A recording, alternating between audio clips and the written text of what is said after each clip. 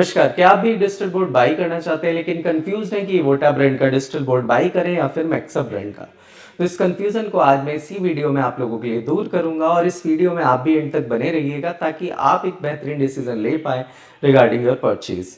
तो सबसे पहले बात करते हैं दोनों ही ब्रांड्स के ओरिजिन की। देखिए, इवोटा का जो डिजिटल बोर्ड है ये इंडिया में असेंबल किया जाता है। इसकी मटेरियल की बात करें तो इवोटा अपना मटेरियल इंपोर्ट करता है चाइना के ब्रांड सीवीटी से। और मज़ेदार बात यह है कि यही सीवीटी ब्रांड ऑनर है मैक्सअप कंपनी का। और हाँ, ये जो मैक्सअप का डिजिटल बोर्ड है ये हाल फिलहाल में नोएडा में बनने लगा है। इससे पहले ये चाइना में ही बनता था और वहाँ से इंपोर्ट किया जाता था। तो देखा जाए तो अब दोनों ही ब्रांड इंडिया में असेंबल हो रहे हैं। उसके बाद फर्दर बात करते हैं यहाँ पर एंड्रॉयड वर्जन की।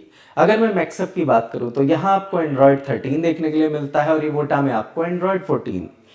रैम की बात करें तो दोनों ही डिजिटल बोर्ड 8 GB रैम के साथ आते हैं, लेकिन जहां डिफरेंस आता है वो है रोम। इवोटा में आपको 128 GB की रोम मिलती है और मैक्सम में मिलती है 64 GB की रोम।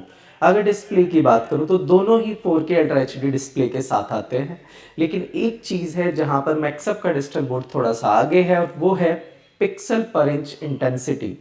अगर मैं बात करूं मैक्सअप की तो यहाँ पर एक स्क्वायर इंच में आपको 160 पिक्सल्स देखने के लिए मिल जाते हैं, लेकिन इवोटा ब्रांड की बात करें तो यहाँ पर ऐसा इवोटा ने कहीं भी क्लैरिफाई नहीं किया है कि एक स्क्वायर इंच में कितने पिक्सल्स हैं। एक और एज मैक्सअप के पास यहाँ है और वो है टीयूवी सर्टिफिकेशन की। देखिए, टीयूवी जर्मनी की एक ऑर्गेनाइजेशन है जो डिस्प्ले मैन्युफैक्चरर्स को बताती है कि उनकी जो डिस्प्ले है, डिस्प्ले में दिखने वाले कलर्स कितना क्लोज टू रियल है। तो मैक्सअप के पास ये सर्टिफिकेशन है और इसी सर्टिफिकेशन की वजह से मैक्सअप की जो डिस्प्ले है वो बन जाती है क्लियर विनर, क्योंकि यहाँ जो कलर्स आपको देखने के लिए मिलते हैं वो काफ़ी हद तक क्लोज टू रियल है। अगर मैं बात करूँ इवोटा ब्रांड की, यहाँ भी आपको एक क्रिस्प डिस्प्ले देखने के लिए मिल जाती है, लेकिन एक सटलनेस की बात करूँ तो वो मैक्सअप में ज़्यादा है। यहाँ जो कलर्स हैं ये आपकी आंखों में नहीं चुभेंगे, जबकि इवोटा में जो कलर हैं वो मुझे ऐसा लगता है कि कॉन्ट्रास्ट अननेसेसरली हाई है, आंखों में आपके कलर्स चुभते हैं। उसके बाद कुछ और डिफरेंसेस भी हैं, जैसे इन दोनों पैनल के एस्थेटिक्स। अगर मैं बात करता हूँ मैक्सअप की, यहाँ पर आपको पावर बटन देखने के लिए मिल जाता है मिडिल में। अगर मैं इवोटा की बात कर देता हूँ तो थोड़ा सा इसी पर जूम कर लेता हूँ। इवोटा में आपको पावर बटन देखने के लिए मिलता है यहाँ पर, ये आप देख सकते हैं। उसके बाद बात करते हैं मैक्सअप की। मैक्सअप में जो आपको स्पीकर का प्लेसमेंट है वो यहाँ नीचे की तरफ देखने के लिए मिलेगा।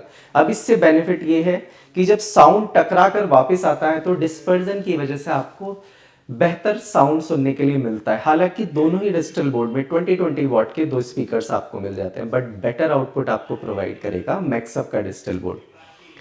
उसके बाद आ जाते हैं दोनों बोर्ड के सर्टिफिकेशन पर। देखिए, एक तो मैं आपको ऑलरेडी बता चुका हूं कि मैक्सअप में आपको टीयूवी सर्टिफिकेशन मिलता है। उसके बाद ईडीएलए सर्टिफिकेशन की बात करें तो मैक्सअप में ईडीएलए सर्टिफिकेशन नहीं आता है और इवोटा आपको ईडीएलए सर्टिफिकेशन के साथ देखने के लिए मिल जाता है। अभी ईडीएलए सर्टिफिकेशन क्या है? देखिए, ईडीएलए का मतलब है एंटरप्राइज डिवाइस लाइसेंस एग्रीमेंट, यानी इवोटा में जो एंड्रॉयड है वो गूगल की तरफ से सर्टिफाइड है। यहाँ पर अब जो आपको अपडेट मिलेंगी वो इवन गूगल की तरफ से भी मिलेंगी, चाहे वो एंड्रॉयड वर्जन रिलेटेड अपडेट हो या फिर सिक्योरिटी रिलेटेड अपडेट्स, जबकि मैक्सअप में ऐसा कुछ भी नहीं है। उसके बाद बात करते हैं दोनों ही बोर्ड के फीचर्स पर। फीचर्स मुझे मोर और लेस सेम ही लगते हैं। कुछ चीज़ें हैं जो इवोटा के डिजिटल बोर्ड में मुझे एडेड बेनिफिट के साथ मिलती हैं, जैसे गूगल क्लासरूम जैसा सॉफ्टवेयर आपको यहाँ पर मिल जाता है इवोटा डिजिटल बोर्ड में। और इस गूगल क्लासरूम से बेनिफिट क्या क्या होता है वो मैं आपको दिखा देता हूं। अभी इस गूगल सर्टिफिकेशन की वजह से गूगल क्लासरूम यहां पर चल पाता है और इस गूगल क्लासरूम सॉफ्टवेयर से आप क्विजेस जनरेट कर सकते हैं, असाइनमेंट जनरेट कर सकते हैं और स्टूडेंट्स को अपना मटेरियल कैटर कर सकते हैं डिफरेंट डिफरेंट फाइल फॉर्मेट में। उसके बाद कुछ और भी यहाँ पर डिफरेंसेस हैं, चलिए वो भी मैं आपको दिखा देता हूँ। अभी अगर मैं बात करता हूँ यहाँ पर राइटिंग सॉफ्टवेयर की इन द मैक्सअप डिजिटल बोर्ड, यहाँ पर जब मैं राइटिंग सॉफ्टवेयर ओपन करता हूँ, ओपन करने के बाद यहाँ पर जब मोर में जाता हूँ तो कोई भी सिमुलेशन का यहाँ पर ऑप्शन आपको नहीं मिलता है। लेकिन सेम चीज देखते हैं हम अपने इवोटा डिजिटल बोर्ड में। इवोटा में अब मैं राइटिंग सॉफ्टवेयर यहाँ पर ओपन करता हूँ और ओपन करने के बाद और जैसे ही मैं यहाँ सिमुलेशंस पर क्लिक करता हूँ तो क्लिक करने के बाद आपको डिफरेंट डिफरेंट टाइप की सिमुलेशंस देखने के लिए मिल जाएंगी, फिजिक्स से रिलेटेड, केमिस्ट्री से रिलेटेड और इवन मैथ्स, अर्थ साइंस या बायोलॉजी से रिलेटेड भी। ये सारी चीज़ें आपको मैक्सअप में देखने के लिए नहीं मिलेंगी, लेकिन मैं आपको एक हैक बताता हूँ कि आप गूगल प्ले स्टोर पर जाकर PHET सिमुलेशंस एप्लीकेशन को डाउनलोड कर सकते हैं। हालांकि ये एप्लीकेशन पेड है, लेकिन ये सिमुलेशंस आप अपने मैक्सअप डिजिटल बोर्ड में भी रन कर सकते हैं। उसके बाद कुछ और चीज़ें हैं जो मैक्सअप में नहीं है, जबकि इवोटा ब्रांड में आपको देखने के लिए मिलेंगी। तो सबसे पहले जाते हैं मैक्सअप ब्रांड में। और मैक्सअप में जब मैं क्लिक करता हूं मेन्यू पर, मेन्यू में जाने के बाद जैसे ही मैं इंपोर्ट में जाता हूं तो यहां पर आपको पीपीटी इंपोर्ट करने का कोई भी ऑप्शन नहीं मिलता है। लेकिन अब चलते हैं इवोटा डिजिटल बोर्ड में और देखते हैं कि आप वहां पर ये ऑप्शन है।